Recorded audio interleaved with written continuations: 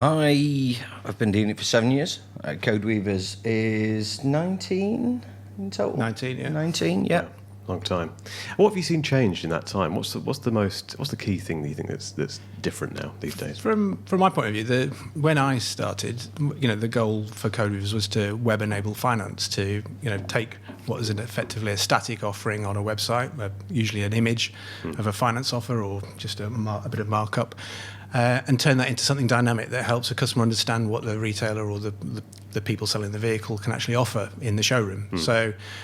We achieved that, and I think that's been now our first 10 years of our life. We're about getting that finance dynamic and getting it working on websites and helping people then to generate leads and activity for retailers.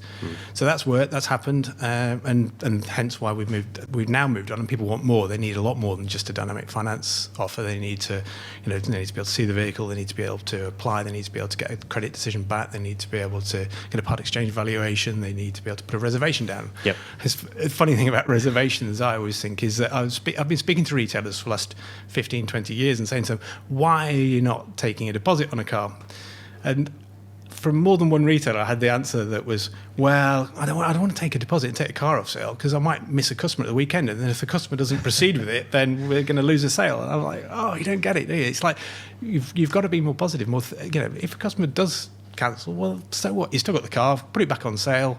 It should be easy, But I think it's only in the last 2 or 3 years, really, we've started to see online reservations, and it's unbelievable in the year 2020. It is when you compare it to other industries, isn't it? I suppose, like hotels and restaurants and things. What do you think's changed in those 2 years, Shaun? I think there's a realisation that customers inevitably want to be able to do more. They want more control. I think we've clung on to a traditional way of selling a car.